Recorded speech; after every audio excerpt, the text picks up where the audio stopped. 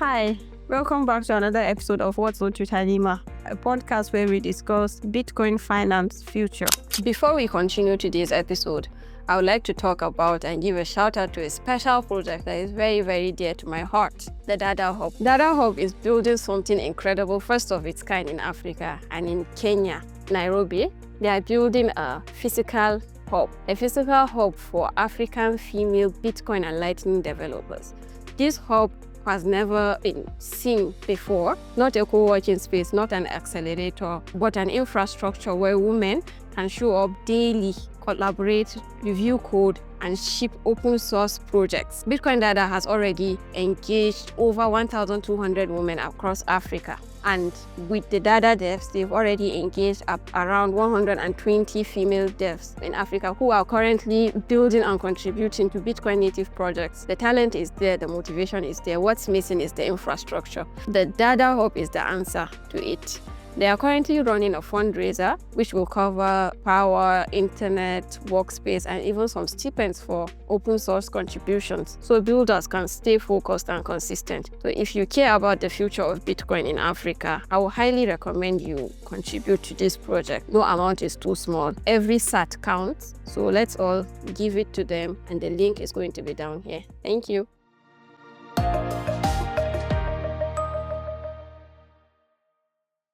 Today, I have with me a special guest, the co-founder of Tapnob, FishOn Amos. I would like to ask you, who is FishOn? Can you tell us a little bit about yourself? Thank you for inviting me to your podcast.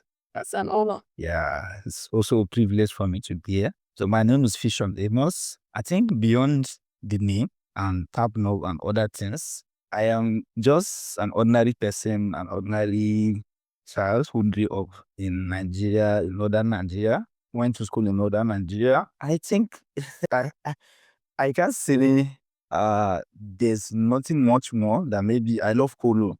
Love playing polo. I love traveling. Nice. And I think that's all. There's nothing. So that's more FishOn. Yes, there's nothing much interesting. So FishOn, what was your interests? What was it that intrigued you to get into Bitcoin in the first place? I would like to hear your journey. Okay. I want to know your Bitcoin story. I will start with a story before my Bitcoin story. Okay. As a kid, growing up in a middle class family where I had early access to computer, which was not quite common then. So I was playing with it, writing programs, games, and other things. And then I got interest in programming through my mentor then in secondary school. He's a Ghanaian. He mentored me in programming and I got interest. I started writing C++ then. And I was also on the internet, just browsing things. And then it was the season of Bitcoin then and cryptocurrencies. And people were talking about, oh, come and make money. You can make money in Bitcoin with crypto. And then I opened a, is it blockchain.com wallet as at that period. Then I was just a teenager, just trying to explore what is happening, just like I think most teenagers who had access to internet there. So you want to know what is happening, what is the bleeding edge, what is technology that people are actually talking about then. And I found crypto. So it was not Bitcoin then, it was more of crypto. So, and Bitcoin happened to be one of it. There was Ethereum, there was Bitcoin and others. So I started just checking around. I created a wallet and then I was even going to some apps where they say you play a game and then they give you some tokens and coins and then you get. Yeah. So I did all that, but I didn't understand what was happening at all. I didn't, if you ask me, what was blockchain? It was in buzzwords. They talk about decentralized finance, decentralized games, and a lot of other things. So, but fast forward, I finished my school. I was 14 now. And then I did some crypto too while I was in school, but I didn't understand it. Just following. I was just following the crowd, basically. So fast forwards, one day I decided to kind of sit down and actually understand what was happening. It was not Bitcoin, but I want to understand what was happening in crypto, right? So I sat down and I made the research, and then I was reading. So I had some friends then too who were into the space. Then, but most of them were doing farming, airdrop, and yes, and then they enticed me, how we are making money. See me, I bought a new MacBook from the airdrop I got, and then I decided to do my own personal research. I consider myself mostly an outlier, so I tend not to think or behave in the way majority of people do, which sometimes is good, sometimes is bad, right? But that's it. So I didn't join them, but I wanted to actually understand what was happening at the root level. And then I read a lot of books. And the reason why I wanted to understand it is not actually to adopt it, it's to actually argue. So I wanted to argue. Yes, I wanted to actually argue with them that what's the difference between this and so I had a fundamental misunderstanding of money itself, which is one thing that Bitcoin, and I think it's a problem in terms of education, right? That sometimes we fill up a lot of those words around Bitcoin, around the entire tech education. So most times people tend to come and say, oh, come to Bitcoin because if Bitcoin rises to 200K, we're not known. And I think that's the one into, and I fell for that then. So, and a lot of my friends then, they are even doing the urban, the rest. They don't even understand it. They just understood it. It's making money. So they don't even know what thing. Our money is bad. So I studied that, and then I wrote an article then, but 3 versus Web 2, where I was analyzing the differences between the new phase of internet and the previous phase, where then they say, oh, in the previous phase, you have access to only read and write, but then you can't go. Then it was a buzzword, Web 3. It was a very big buzzword, I think, but right now it has reduced. Yeah. So I wrote that, and then I kind of get some fundamental understanding of that. So after that, I dived deeper also into Bitcoin. But then I came into Bitcoin as technology first. So I didn't see Bitcoin as, all the ideology that people were talking about. I saw it more as a technology, a means to an end for a lot of other things. Different people see Bitcoin in different ways. And that's how I saw it then. So I began to kind of read Bitcoin. And then at that period, we started Big Devs Kaduna. So Mubarak is currently the lead of Big Devs Kaduna. Okay. Yes, we held the first meetup in 2024, November. So we wanted, okay, there's this community of people who are interested in Bitcoin. How can we formalize this and kind of have a community where we are discussing Bitcoin? So I was in that first edition. In fact, I was in Abuja here, but I had to go to Kaduna just to go attend the first edition of the Devs Kaduna. And Abubakar too was there in that first edition that time. So I think that formalized my interest into Bitcoin technology itself. And then when that formalized my interest, I started looking at, okay, how can we make this thing usable for people? Now that I understand this, and coming from Ethereum background, I was in Ethereum, and then I contributed to Ethereum even at the protocol level, both just at the developer or app level. I contributed to Ethereum and a lot of other layer tools. So, but I saw a fundamental difference between what Bitcoin offers and what those other ecosystem offered. And that informed a lot of other ideas, a lot of other things we are doing right now. And that changed my mentality about money significantly from that moment to now. I found that story very interesting because I feel like sometimes most people say they go from fighting Bitcoin to actually being Bitcoin. So in your case, I don't even know what your case is. It's strange. First, everyone just wanted to argue at first, but if your interest in being a dev came first, and it's, I would say it's highly influenced what you are doing today. And at the end of the day, as a dev, if you are being true to yourself, you always go for the best. Yeah. So maybe at the end of the day, that was what happened, and then you found Bitcoin.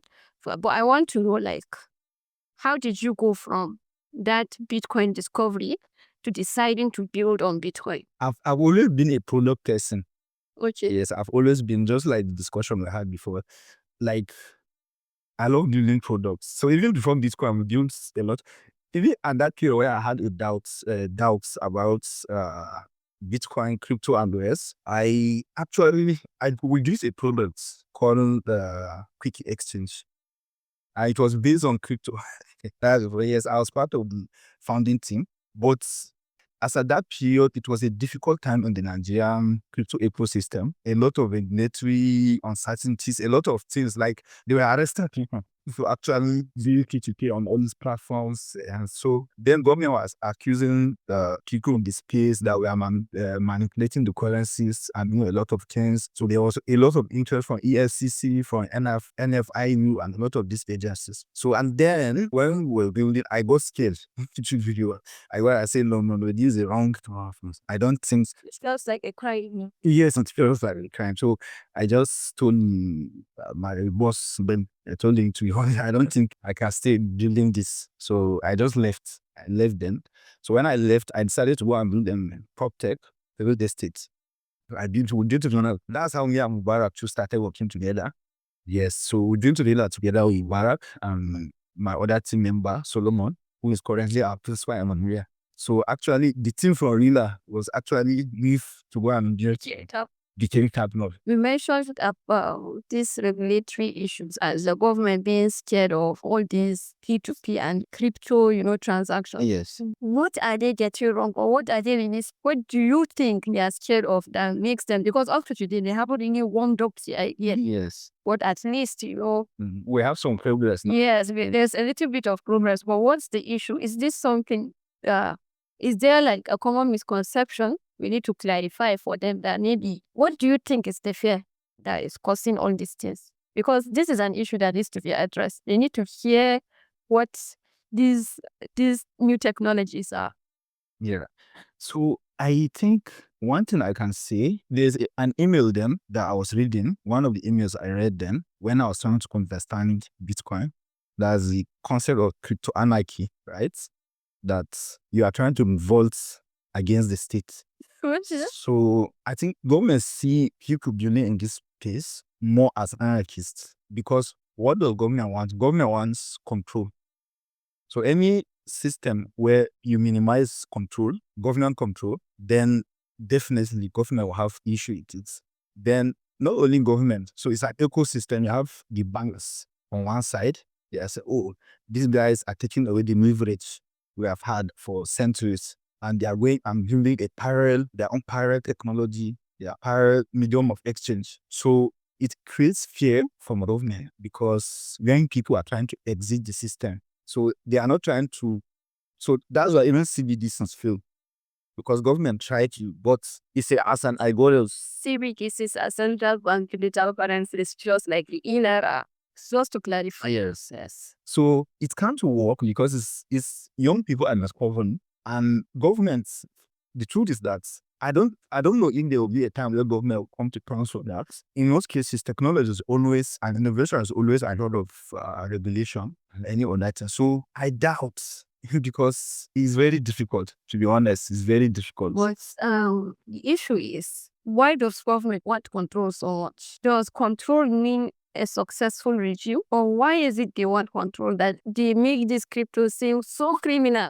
Yes. That's the opposite all the time. What's the issue? Yeah. So when you look at it, if you have your bank, I will use myself as an example. So I had around November this year, I had some money in my GT bank account, and then I was trying to withdraw the money, and actually I accessed it. They just told me that I need to go to bank and go and do some tests. With my own funds, I needed it urgently for something, and it was on a weekend, so I couldn't access it.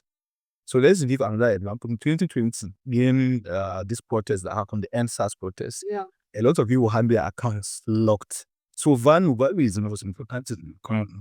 Now, if government loses control of value, they have lost control of everything. What about Modern. Yeah. So if they lost control, if they can't freeze all accounts. Well, we're not running in business, they are running a government. So they want to know what's happening. It's the unfortunate reality. Like you mentioned, during the NSAS protests, a lot of accounts were frozen. And I think that led to the rise of cryptocurrency in Nigeria especially. And I think it was around that time that we had the ban Was it around that the crypto bug you mentioned? Yes, it was around that period. Exactly. Yes. So why do you read this thing so much? And you can see the world is evolving and going towards this direction. So what is it about this thing that is so scary, that is so monstrous, that other big issues are happening, but this is what you prioritize to destroy, you know? It's incredible. And if we are talking about things like maybe authoritarian regimes around the world where I want to stop you, you know? Instead of being reasonable that maybe what you are doing is wrong, I would rather deny you access to your fundamental human rights. That's basically what the government is doing. And the more people realize that, the more they are drawn to free money uses Bitcoin at the end of the day. So sometimes it's just free marketing for Bitcoin in itself, but they don't know. Yes, actually. But I have this question I want to ask you. Like, if Bitcoin is really working, why do we need apps like Tapnob? Bitcoin is working.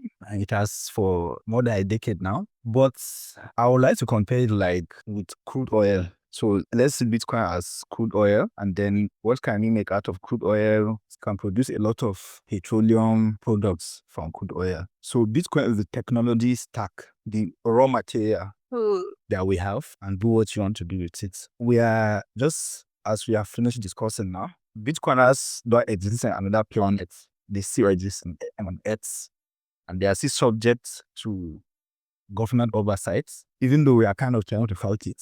But that's always the truth. So as long as that, the status quo we have right now in terms of governance exists, then you need platforms like Tapnob to take out the good of Bitcoin and try to see how it can become usable for people in different parts of the world. And be for someone in Nigeria, it's more about practicality, about spending. For somebody in the West, it may not be about that. It may just be holding. It may just be any other thing. Any other thing you want to extract based on his own understanding of Bitcoin. So I see Tapnob as our own understanding of Bitcoin and trying to make it using it for specific set of people. Speaking of which, tell us about Tapnob. What is Tapnob? What does Tapnob do? Tapnob is a product that allows you to live on Bitcoin in Africa. So it allows you to pay merchants in Bitcoin and also allows you to accept Bitcoin as method of payment.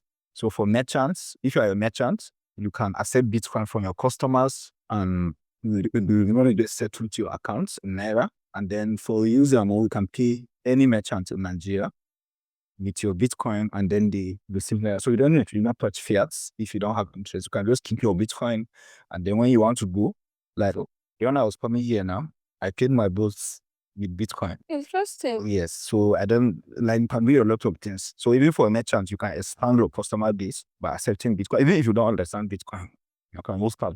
That's very interesting. But I want to address this issue of price fluctuation. What do you think about that? Does it make sense for me to keep a lot of Bitcoin that I'm going to spend every day? And like, for example, with the current, price dive, I don't want to call it crash. It's a dive because for real Bitcoiners, we know this is an opportunity to stack more.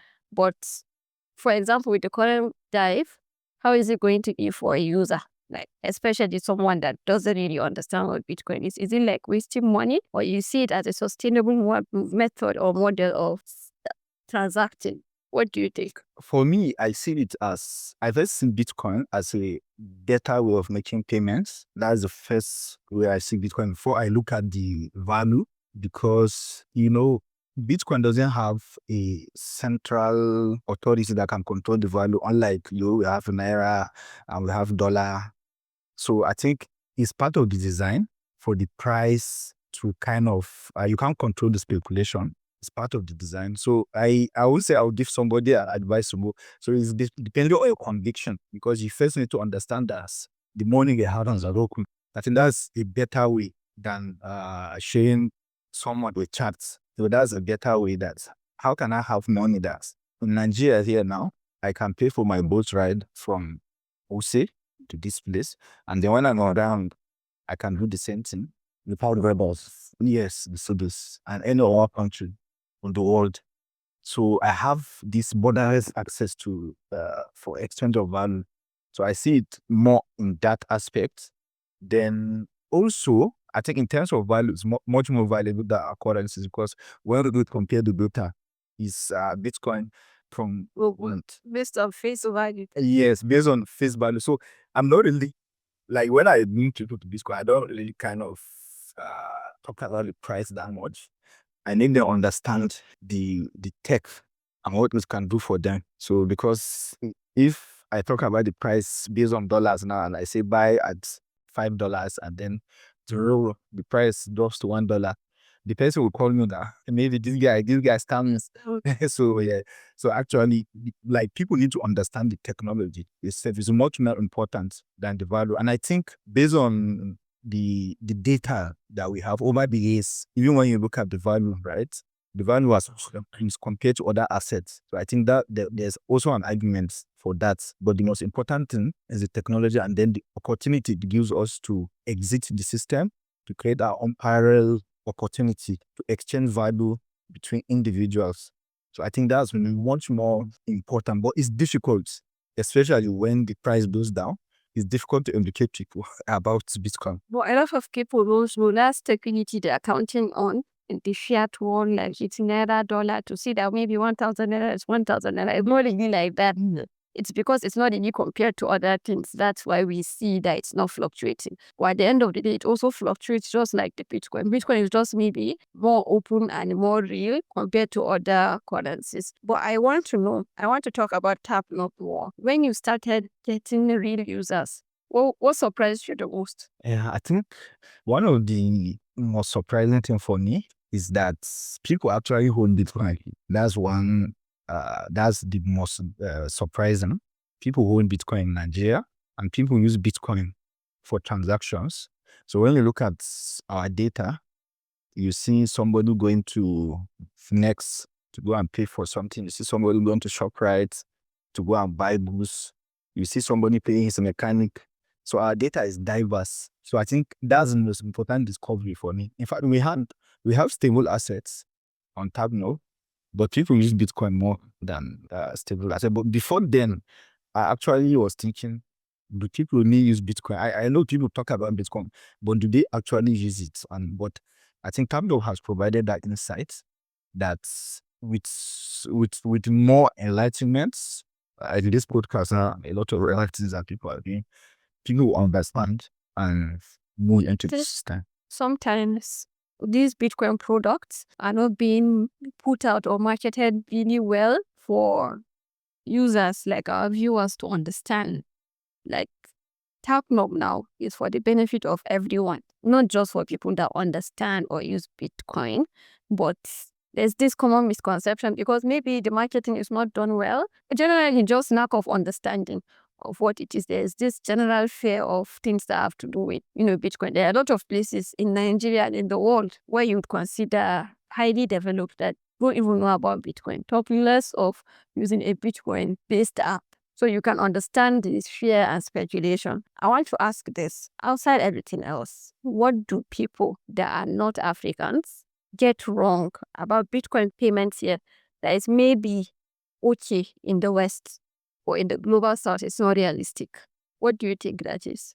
I think based on what I kind of analyze, because I've not really looked into that market, but based on what I see, right, I think people in the West, for example, focus more on price. So they want to buy Bitcoin and they want to know the price that, oh, I bought Bitcoin for this amount, and then I want it to be in this, I want to be able to so amount of return on it. Then compared to us here now, we are more focused on practicality of Bitcoin in terms of, because until recently, even Americans now, let me use America for example, Donald Trump in 2023 or 2024, he was at the Bitcoin conference in the US, and he was talking in the conference that even him as a former presidential candidate, his bank accounts were completely frozen. So before that doesn't happen in the Western world. We see them as, oh, they are kind of advanced democracies and a lot. So it only happens in 10 world countries. So that was not a concern for them as at then. But I think even then they have started figuring out that what we have figured out for long, that Bitcoin for us is more of practical than a speculative asset you buy to keep in your wallet. So if you keep all your wealth in your bank account, government can wake up any day and freeze everything, and there's nothing you can do about it. So that's right. People move. 2020, the Naira ban, Naira ban, old note ban, a lot of things happen, right, that have set that example for people. So anybody that is conscious, diversify. Even a lot of politicians that we actually even talk about that. There's a lot of them put a lot of their assets in Bitcoin. A lot of them. But they don't come out public. They don't come out. Yes. So do you think it's like a selfish thing? It's a selfish thing. I know a lot Get to benefit, but others don't get to benefit. Others don't benefit. A lot of politicians actually buy Bitcoin. They keep a lot of their assets on Bitcoin. So a lot of them right now. So I think it's something that's just like you said, right? Hypocrisy or just, I don't know. And the thing is, considering what you mentioned earlier about old Naira notes ban, I discussed it in one of my episodes, and the viewers were shocked that Nigeria had four Naira types at a point. We had the old Naira notes, new Naira notes, Naira in our bank accounts, and I think we even still do. I would say we have multiple Naira. It was very surprising to them, because how can that economy even succeed if that is what the government is doing? So these people that say these policies now are now sitting in Bitcoin. So what does that mean for the general public? It's crazy. Again, about Tapnob. If Tapnob succeeds today, what does success look on ground for you guys? For me, and for us at Tapnob, one of the most important is for people to understand the Bitcoin technology itself as an alternative method of payments. So I think that's one, people to understand. When in diving back to one of the questions you talked about, my one thing that surprised me, right? Another thing aside people using Bitcoin is there's another demography that don't understand Bitcoin. So you see them, they're educated, they went to school, but they don't understand Bitcoin. So when you're talking to them about Bitcoin, it's just like you're saying something, you're talking rocket science, and I say this concept is simple. Say, oh, not for Bitcoin is for all rich people. Yeah, that's the concept. Yes. I said, no, don't keep. So, like, you have to make that efforts to kind of talking to people. So, one of the two, and it's painful, right? But you have to just do it. You have to kind of explain to this. So, I think one of the first point of success I want to say Tapnob is more people actually understand money, more people understand Bitcoin technology, and if they understand that, I think that's important for better success. Yes, because if you don't understand it, then there's no cons. So, but if you understand it, then Tapnob will success. So for Tapnob, generally, I think that's major for people to understand that. And so That's what success yes, looks like to you. yes. Before Bitcoin, right? And after Bitcoin versus now, before versus now, what does financial freedom mean to you? Like, how has it been for you? Has Bitcoin really impacted anything for you financially based on maybe before you were into other types of crypto and, all the junk fiat, and now you are a full-fledged Bitcoiner. So, like, how has it been for you in terms of finance? Yeah, I think Bitcoin pushed me to try to understand fundamentally. I read a lot, from when I was a child. So I read a lot of books, even then about. But then by the time I started exploring Bitcoin, I just felt a lot of hits I would realize. So I was reading about money. I read Adam Smith then, Wealth of Nations, and a lot of other books. And I understood that, okay, you said money, it's economics, or medium of exchange, source of balancing accounts, so then they have a bit told us money is. So but then when you kind of look at it fundamentally, the way money is today. So before then, I look at money as just something that government had the rights and the legitimacy to control money and to control the land of money.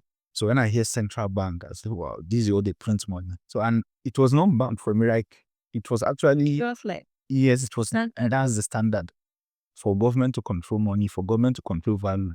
So, but by the time I kind of started exploring money deeply, not what the experts on the normal sectors were saying, and then I understood, okay, if they say this is this store of value, how is something a store of value if somebody can just sit down, so decide to change the world to anything he wants to, with no consequences, no transparency.